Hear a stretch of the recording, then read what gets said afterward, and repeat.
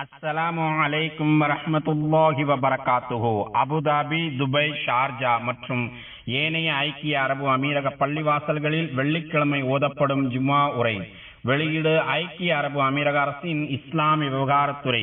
தேதி வெள்ளிக்கிழமை துல்காதா பிறை 16 ஹிஜ்ரி 1445, 24 மே 2024. தலைப்பு நம்மையே வணங்குபவர்களாக இருந்தார்கள். எல்லா புகழும் அல்லாஹுக்கே. அவனையே நாம் புகழ்ந்து கொண்டிருப்போம். அவனிடமே நாம் உதவி கேட்டுக் கொண்டிருப்போம். அவனிடமே நாம் மன்னிப்பு கேட்டுக் கொண்டிருப்போம். நமக்கு தீங்கு விளைவிப்பவைகளை விட்டும் நமது கெட்ட செயல்பாடுகளை விட்டும் அவனிடமே நாம் பாதுகாப்பு கேட்போம்.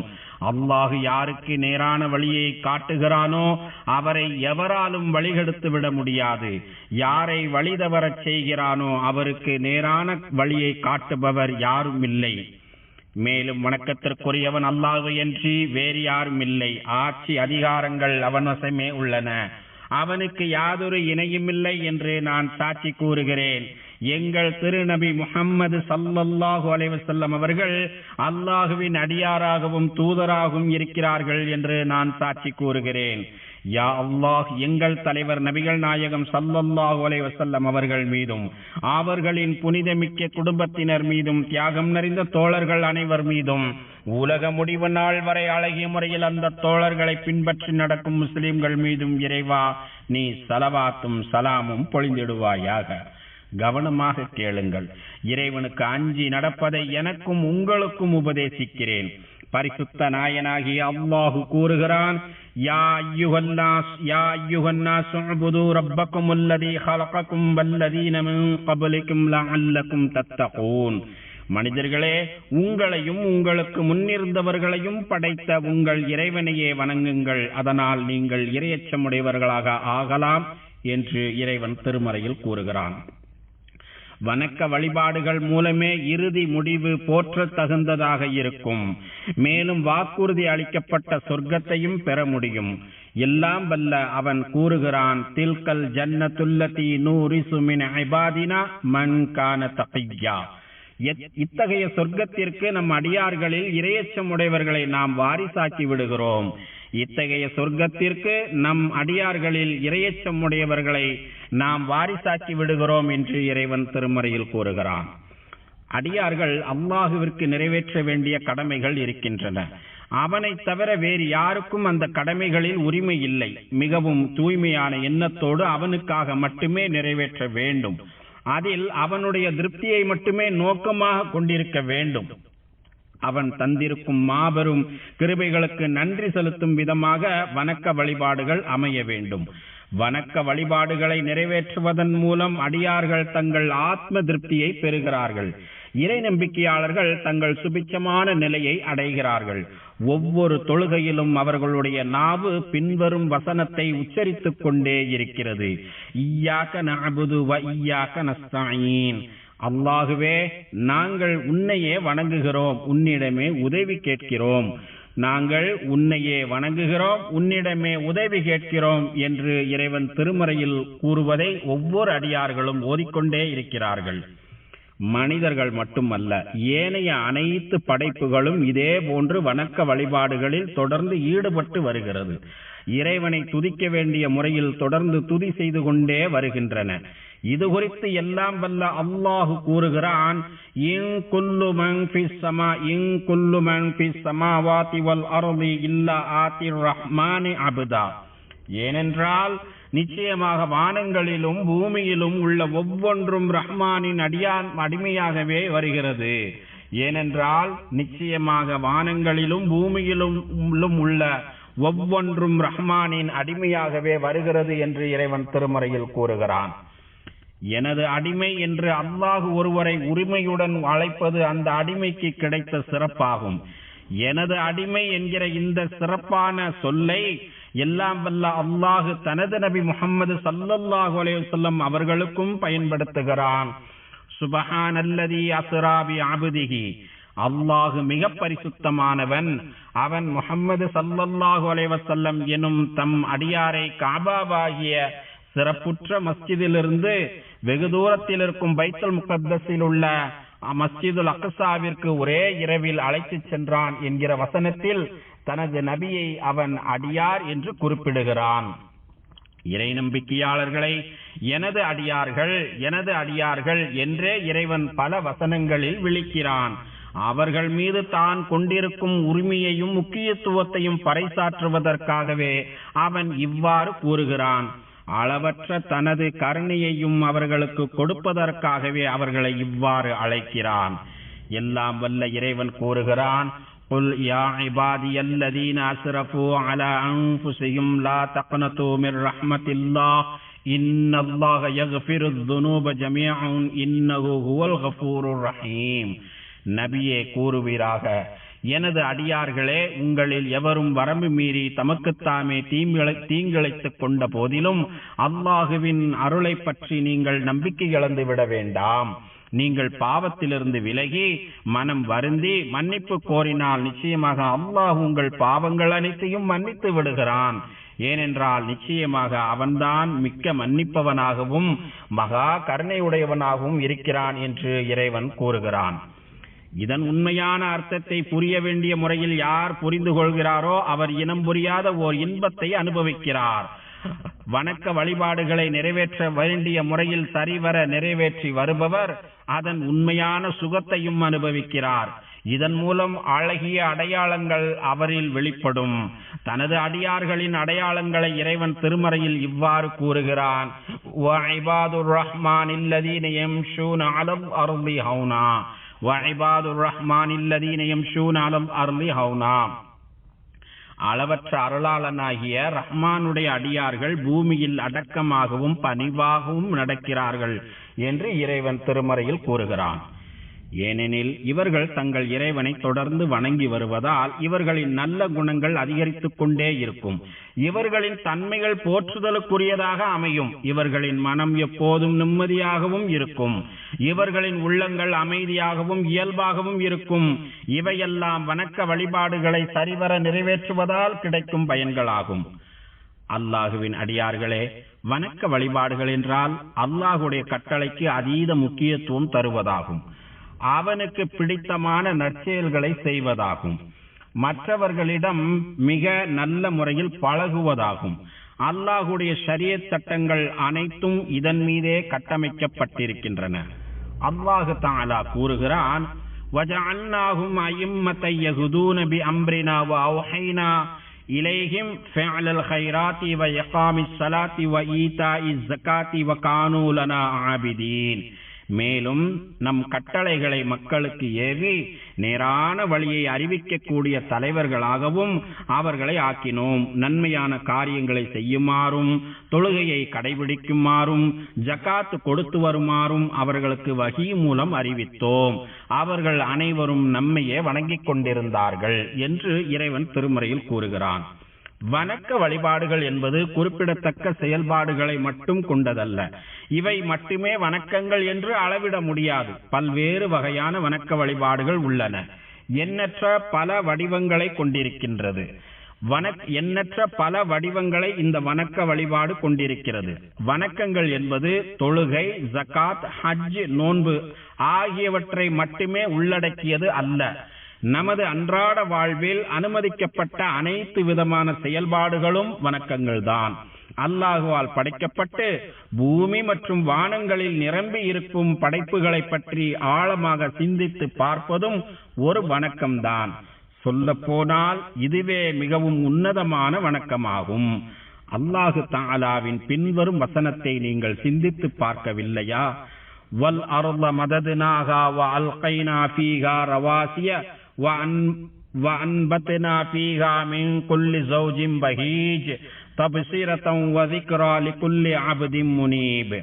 மேலும் நாமே பூமியை விரித்து அதில் உறுதியான மலைகளையும் அமைத்து அழகான புற்பூண்டுகள் அனைத்தும் ஜோடி ஜோடியாக முளைப்பித்தோம். இது நம்மை நோக்கி நிற்கும் எல்லா அடியார்களுக்கும் நல்ல உபதேசங்களாகவும் ஒரு படிப்பினையாகவும் இருக்கிறது என்று இறைவன் திருமறையில் கூறுகிறான். குடும்பத்தை நன்கு கட்டமைப்பது, அவர்களுக்கு வேண்டிய உதவிகளை செய்து வருவது, நியாயமான முறையில் அவர்களுக்காக செலவழிப்பது உள்ளிட்டவை எல்லாம் மாபெரும் வணக்கமாகவும், குறிப்பாக குடும்பத்தினருக்கு முன்னுரிமை கொடுத்து செலவழிப்பது அதிக நற்கூலியை தரும் வணக்கமாகும். இது குறித்து இறை தூதர் கண்மணி நாயகம் ஸல்லல்லாஹு அலைஹி வஸல்லம் அவர்கள் கூறுகிறார்கள், தீனாருன் அன்ஃபக்தஹு ஃபீ சபீலில்லாஹ் வ தீனாருன் அன்ஃபக்தஹு ஃபீ ரகபா வ தீனாருன் தஸத்தக்த பிஹி அலா மிஸ்கீன் வ தீனாருன் அன்ஃபக்தஹு அலா அஹ்லிக் அஸமுஹா அஜ்ரன் அல்லதி அன்ஃபக்தஹு அலா அஹ்லிக். நீங்கள் அல்லாஹ்வின் பாதையில் செலவிட்ட ஒரு பொற்காசு, நீங்கள் ஒரு அடிமையின் விடுதலைக்காக செலவிட்ட ஒரு பொற்காசு, நீங்கள் ஒரு ஏழைக்கு தர்மம் செய்வதற்காக நீங்கள் ஒரு ஏழைக்கு தர்மம் செய்த ஒரு பொற்காசு, நீங்கள் உங்கள் குடும்பத்தாருக்காக செலவிட்ட ஒரு பொற்காசு, இவற்றில் நீங்கள் உங்கள் குடும்பத்திற்காக செலவிட்ட அந்த ஒரு பொற்காசே அதிக நற்பலனை உடையதாகும். இவற்றில் நீங்கள் உங்கள் குடும்பத்தாருக்காக செலவிட்ட ஒரு பொற்காசே அதிக நற்பலனை உடையதாகும் என்று இறை தூதர் ஸல்லல்லாஹு அலைஹி வஸல்லம் அவர்கள் கூறுகிறார்கள். பயனுள்ள கல்வியை தேடுவதும் வணக்கம்தான். இத்தகைய கல்வி அறிவின் மூலம் ஒரு மனிதன் இவ்வுலக வாழ்வில் ஏற்றம் பெற முடியும், மறுமையிலும் மகத்தான வெற்றியை பெற முடியும். இறை தூதர் கண்மணி நாயகம் ஸல்லல்லாஹு அலைஹி வஸல்லம் அவர்கள் கூறுகிறார்கள், வமன் சலக தரீகன் யல்தமிசு ஃபீஹி இல்மன் ஸஹ்ஹலல்லாஹு லஹு பிஹி தரீகன் இலல் ஜன்னா. கல்வி தேடுவதை நோக்கமாக கொண்டு யார் ஒரு பாதையில் செல்கிறாரோ அல்லாஹ் அவருக்காக அவருடைய சொர்க்கத்து பாதையை எளிமைப்படுத்தி விடுகிறான் என்று இறை தூதர் ஸல்லல்லாஹு அலைஹி வஸல்லம் அவர்கள் கூறுகிறார்கள். மனிதர்களிடம் பழகும் போது நல்ல குணாதிசயங்களையும் உயரிய பண்புகளையும் கொண்டிருக்க வேண்டும். நாம் பழகுபவர்களிடம் எவ்வித வேறுபாடும் காட்டக்கூடாது. இனம், மொழி, மதம், கொள்கை உள்ளிட்ட எவ்வித பாகுபாடும் இல்லாமல் அனைத்து மனிதர்களிடமும் சமநிலையில் நாம் பழக வேண்டும். ஏனெனில் இத்தகைய பழக்க வழக்கம் நல்லதொரு வணக்கமாகும். இதன்படி செயல்படுபவர் வாழ்வில் முன்னேறிக்கொண்டே இருக்கிறார், மேலும் மிக உயரிய சொர்க்கத்தையும் பெறுகிறார். சொர்க்கத்தில் நபிமார்களோடு சேர்ந்து இருக்கும் பாக்கியத்தையும் இத்தகைய மனிதர் பெறுகிறார். இத்தகைய சிறப்பு மிகவும் உயரிய பதவியாகும். இறை தூதர் நபி ஸல்லல்லாஹு அலைஹி வஸல்லம் அவர்கள் இவ்வாறு கூறுகிறார்கள், இன்ன மின் அஹப்பிக்கும் இலைய வஅக்ரபிக்கும் மின்னி மஜ்லிஸன் யௌமல் கியாமா அஹாசினுக்கும் அஹ்லாகா. உங்களில் அழகிய நற்குணம் நிறைந்தவரே நாளை மறுமையில் நிச்சயமாக உங்களில் எனக்கு மிகவும் நேசத்திற்குரியவராக இருக்கிறார்.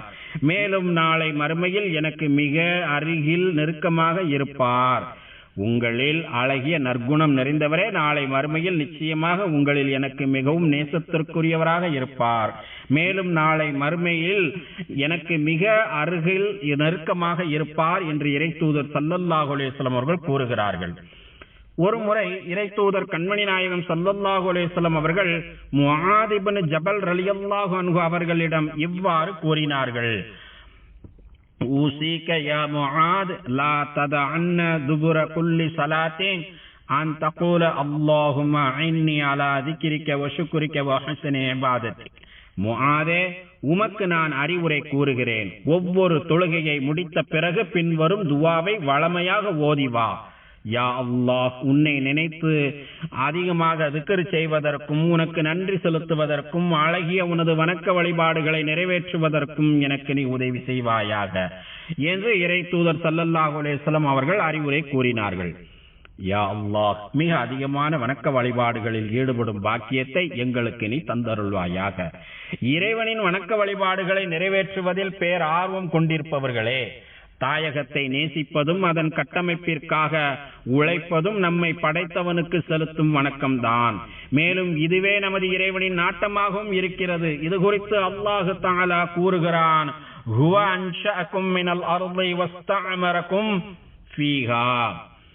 அவனே உங்களை பூமியிலிருந்து படைத்தான், அதிலேயே அவன் உங்களை வசிக்கவும் செய்கிறான். ஆதலால் நீங்கள் அவனிடமே மன்னிப்பு கோரி பிறகு அவன் பக்கமே திரும்புங்கள் என்று இறைவன் திருமறையில் கூறுகிறான். எனவே தமது இறைவனுக்கு கட்டுப்பட்டு தமது தாயகத்தின் உயர்விற்காகவும் வளர்ச்சிக்காகவும் உழைப்பது ஒவ்வொரு குடிமகனின் கடமையாகும். எனவே அவன் தான் ஈடுபடும் பணியில் மிகவும் உண்மையாக நடந்து கொள்ள வேண்டும். தமது பொறுப்பின் நம்பகத்தன்மையை காப்பாற்ற வேண்டும். தமக்கு கொடுக்கப்பட்ட பணிகளை சரிவர நிறைவேற்ற வேண்டும். நம்பிக்கையோடும் மன உறுதியோடும் தமது அலுவல்களில் ஈடுபட வேண்டும். தமக்கு கொடுக்கப்பட்ட பொறுப்புகளை சரிவர நிறைவேற்ற வேண்டும். ஒவ்வொரு வேலைகளையும் மிகவும் நேர்த்தியாகவும் திறம்படவும் செய்து முடிக்க வேண்டும். போதிய கவனம் இல்லாமல் ஏனோ தானோ என்று பணிகளில் சுணக்கம் காட்டக்கூடாது. அல்லாஹு தஆலாவின் திருப்தியையும் நேசத்தையும் மட்டுமே நோக்கமாக கொண்டிருக்க வேண்டும். இறை தூதர் கண்மணி நாயகம் ஸல்லல்லாஹு அலைஹி வஸல்லம் அவர்கள் கூறுகிறார்கள், இன்னல்லாஹ யுஹிப்பு இதா அமில அஹதுக்கும் அமலன் அய்யுத்கினஹு.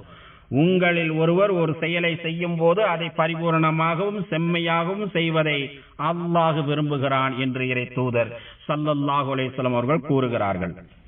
எனவே பொறுப்புமிக்க பணிகள் ஒப்படைக்கப்பட்ட ஒவ்வொருவரும் தான் ஈடுபடும் பணியின் போது தான் பணியில் ஈடுபடும் போது தமது இறைவனுக்காக நிறைவேற்றும் வணக்கம் என்கிற சிந்தனையோடு பணிகளில் ஈடுபட வேண்டும்.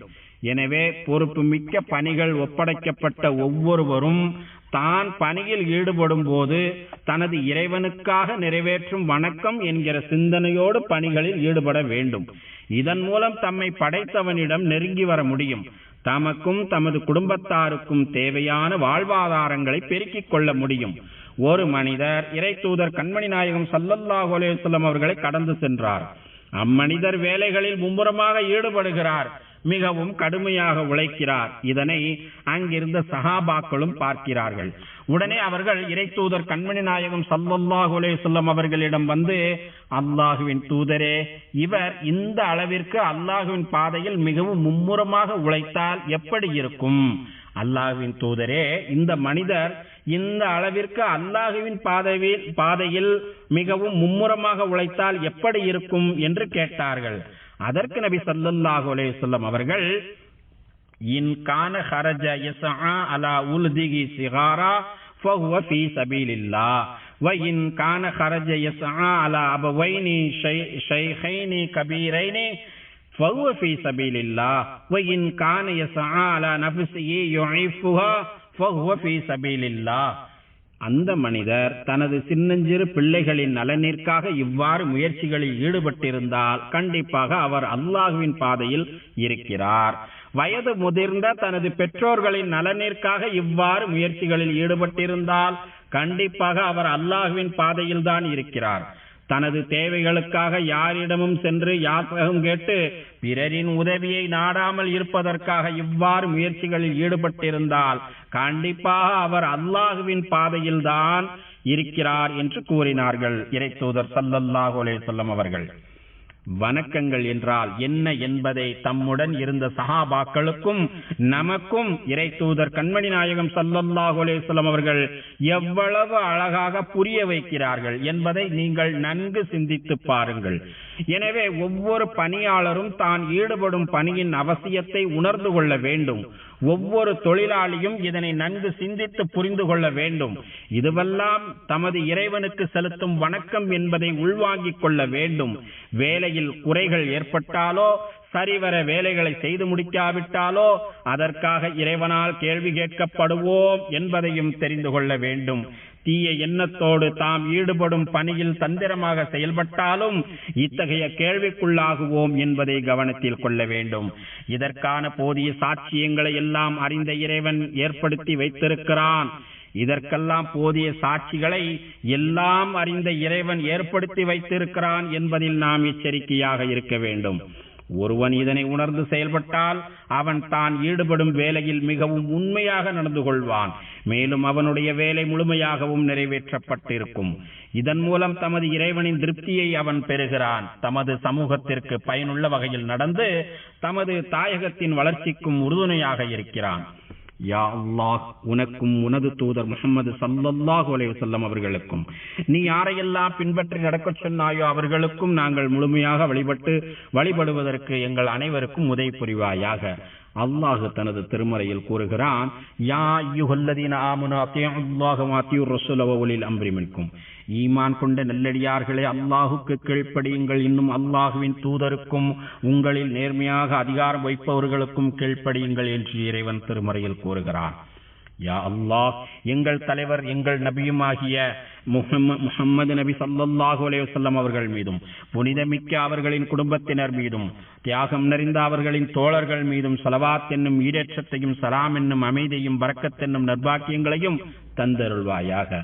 மேலும் நல்வழி காட்டும் ஹலீஃபாக்களாகிய அபூபக்கர், உமர், உஸ்மான், அலி ரலியல்லாஹு அன்ஹும் ஆகியோர்களையும், சங்கை நிறைந்த அனைத்து தோழர்களையும், அவர்களை தொடர்ந்து வந்த தாபீன்களையும், உலக முடிவு நாள் வரை அவர்களை அழகிய முறையில் பின்பற்றி நடக்கும் முஸ்லிம்களாகிய எங்கள் அனைவரையும் நீ பொருந்திக் கொள்வாயாக.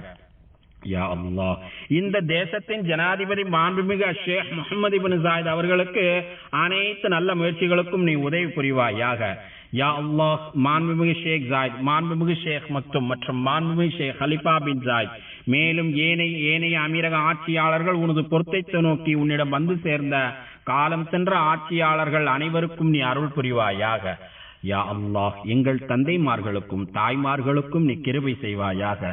மேலும் எங்கள் இரத்த வழி உறவினர்களுக்கும் யாருக்கெல்லாம் நாங்கள் கடமைப்பட்டிருக்கிறோமோ அவர்களுக்கும் நீ கிருபை செய்வாயாக. அல்லாஹுவின் அடியார்களே, மகத்தான அல்லாஹுவை நினைவு கூறுங்கள், அவன் உங்களை நினைவு கூறுகிறான். அவன் வழங்கிய அருட்கொடைகளுக்கு நன்றி செலுத்துங்கள், அவன் அதனை உங்களுக்கு மேலும் அதிகப்படுத்தி கொடுக்கிறான். தொழுகையை நிலைநாட்டுங்கள். ஸதகல்லாஹுல் அலீம். வஸ்ஸலாத்து வஸ்ஸலாமு அலா ரசூலின் நபியில் கரீம்.